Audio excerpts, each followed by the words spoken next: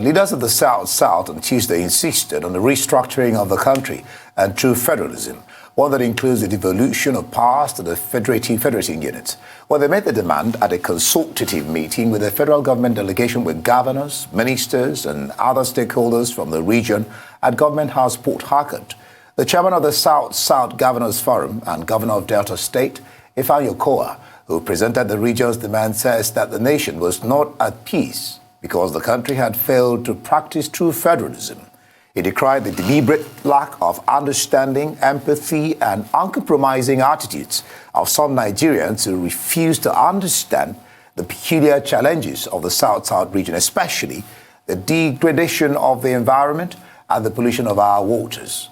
Well, joining us to discuss this and issues within the region is human rights advocate Chief Barrister Robinson Ariyo. Glad to have you join us, Barrister.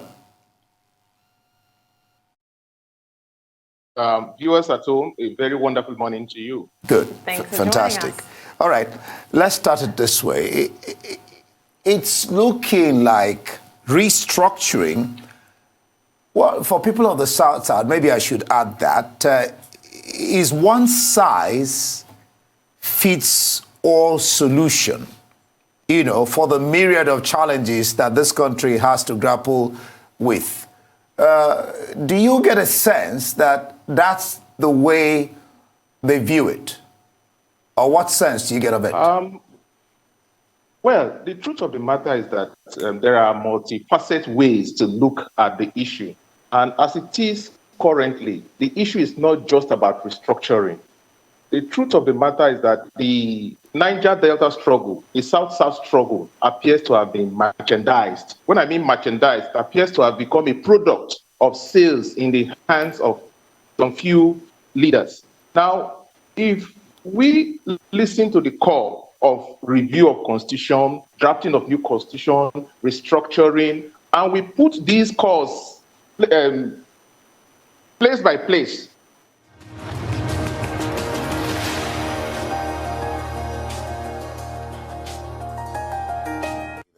we have Robinson Ariyo, a lawyer, rights advocate. I'm sure that the coast is clear now. Robinson, glad to have you back. Now let's move on to some other issues so we can get milk enough out of you. Well, the Niger Delta leaders this week held a meeting with the federal government delegation. They called for the revitalization of the region's Calabar, Port Harcourt, and Warri ports. Really, this should have been done even by past administrations long ago to at least reduce the load on the Lagos ports and expand business in other areas across the nation. What's your sense of this particular request from them? Come again, I didn't hear the last sentence. I was talking about the ports. No, the last sentence, just the last sentence. What's your sense of what they're asking? Well, this request has been on the table for a very long time, and that's the problem with this country. We seem to know what the problems are, and suggestions are on the table. We refuse to take action. It is the political will to drive this. I mean, it is arithmetic. It's not even physics to know that when you have this number of seaports and you decentralize the importation of goods into the country, that the workload, the load on the road is going to be reduced, and the lifespan definitely would improve. But because of the economic interest and the politics that is involved, when you have a multi-ethnic nation like this, you find that most of the times those who are minorities, when they speak, they are hardly listened to because democracy is a game of number. Now, you find that if you take the Warri port, when I was growing up in Warri, I attended one of the closest primary schools to the port, the Kembwa Primary School. It was booming so much, and it aided the small and medium-scale businesses in the area. And I could also see, compared with what we have today, that crimes reduced. But when someone sits down at the federal level and is saying that, okay, Warri port should be revitalized, the sense that comes into the average person from another region is, why should it be revitalized? because the status quo now is benefiting certain people and they don't want it changed. Because you see, the point is that in successive administration, this issue of revitalizing the port has been on the table like a broken record. Once a record is broken, that particular track keeps on playing over and over and over again. And this is same with the issue of the entire Niger Delta region. You find, for instance, that the entire country contributed money, intellect, and materials to ensure that we sat down in Abuja for several days to talk about our problems, and we articulated the solutions to this problem in about 500 pages. The entire report from the National Conference 2014 is about almost 1,000 pages. The suggestions and solutions thereat is from page 78 till about 500 and something. So up to the time we are talking now, nothing has been done about it. There was nothing, I repeat, nothing that was discussed in Port Harcourt by the governors and all those that went there that is not contained in that report in an elaborate form. So the problem is not that we don't have a test of what our problems are. It's not that we don't have a report of what our problems are. The problem is that we are shying away. We are playing politics. We are playing lip service to the solution of the problem, because the solutions have already been articulated, sufficiently articulated in black and white. The Chinese man says that the faintest ink is stronger than the strongest memory. We don't have to juggle our memory any longer. All right. Now, neglect. So we don't have to juggle our memory any longer. So. Yeah, I'm with you. Neglect and lack of a maintenance culture has been attributed to a lot of this, to the state of the refineries that we have in Nigeria today. This is despite the fact that Nigeria has routinely spent vast sums of money on turnaround maintenance for these refineries, yet we still import. I want you to rate these turnaround maintenance exercises, how effective you think they have been, and how exactly this rating from your end would push the call for privatization for the refineries that we have in Nigeria. That is the biggest hole in our pocket that needs to be blocked. You see, the truth is that if you did a proper survey of the inflow of funds into this particular item, which is maintenance of refinery, you will laugh at yourself and you will laugh at this great country. You see, you are maintaining refineries that are not producing. Now, if you went back 6 years and calculate how much has been pushed into these refineries, you will be alarmed. The source of money that have been pushed into these refineries are enough to establish new refineries. And that is part of the bane of this country, corruption. Corruption is at its peak in the oil and gas industry. And this particular question you just asked now is an example of how deep it has eaten into the very fabric of this nation. And so there is really nothing to say about it, other than it is being sustained to ensure that this country's finances are strangulated. In other words, it is enriching the purse of private individuals. If I had a private car, which is not working, it's not taking any member of my family to any place, and I'm plugging in several thousands of naira into it on a yearly basis, it will only mean one thing, that either I'm stupid or I am enjoying from the corruption that comes from allocating resources to that car. It does not make sense. Now, recently we are told that we are now going to Niger Republic, refineries that are working there to import.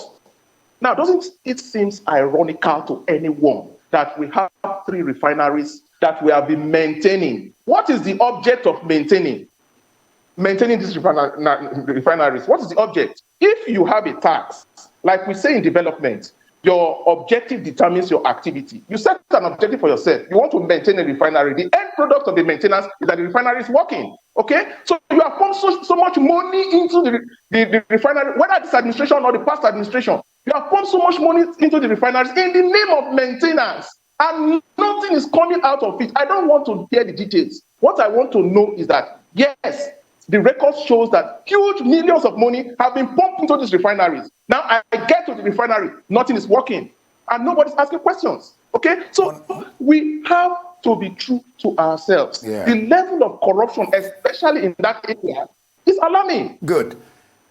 Money down the drain. Now, Robinson, the president recently commissioned a modular refinery in Ibigwe, if I got that name correct.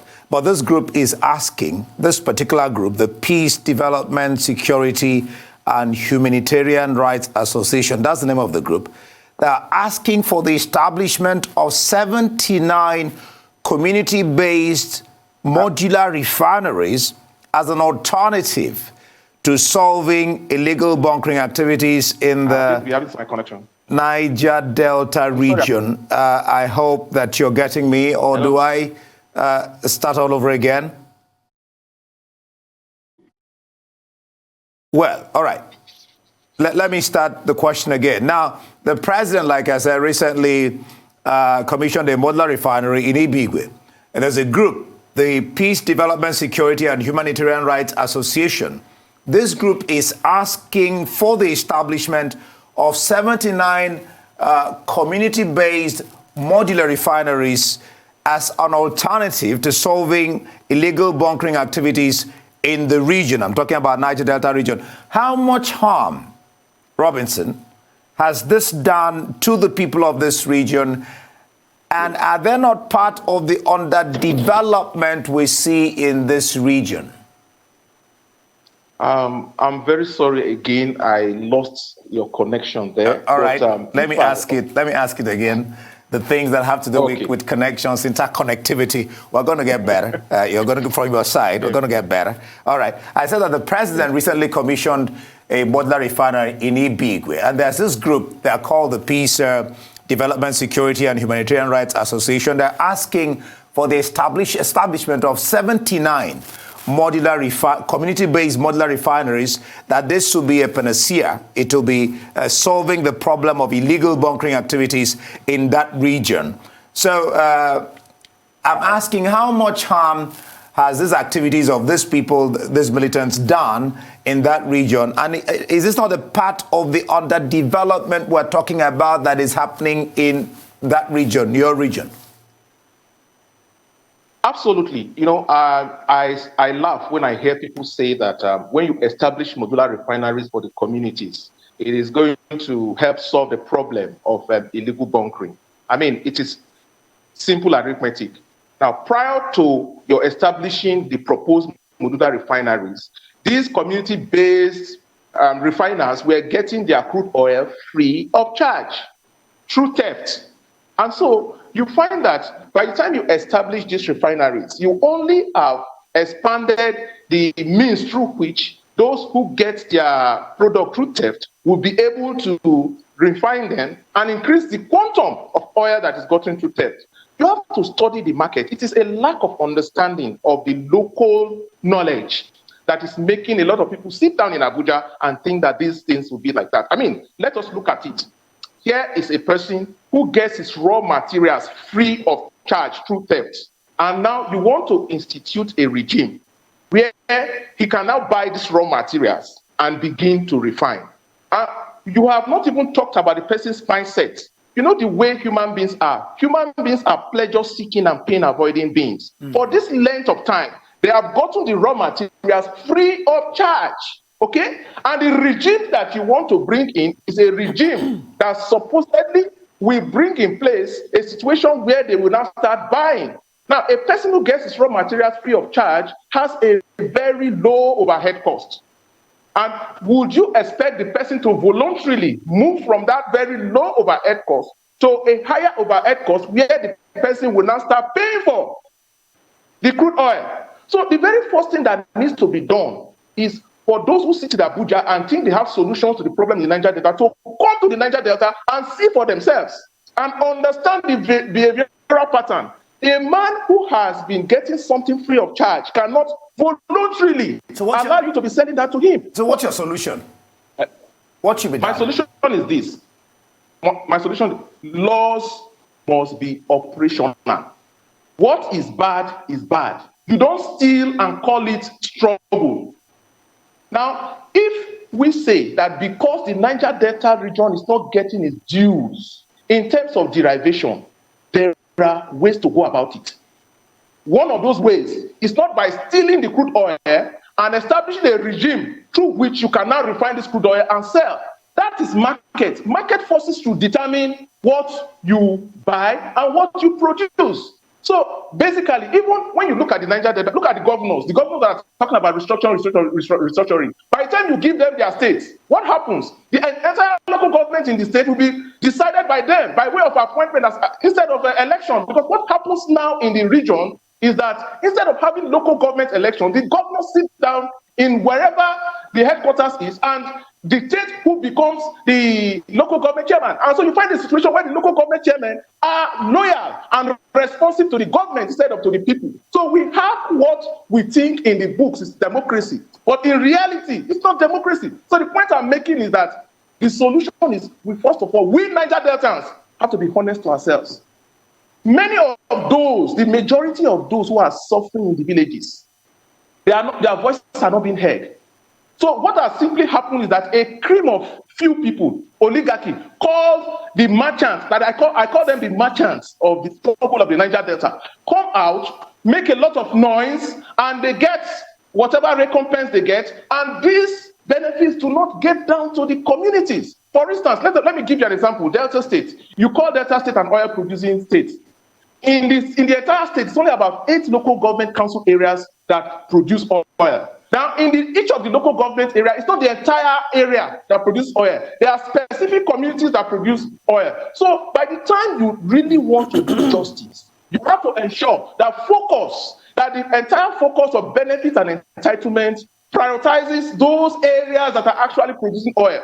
You find, for instance, Delta State has 3 senatorial districts.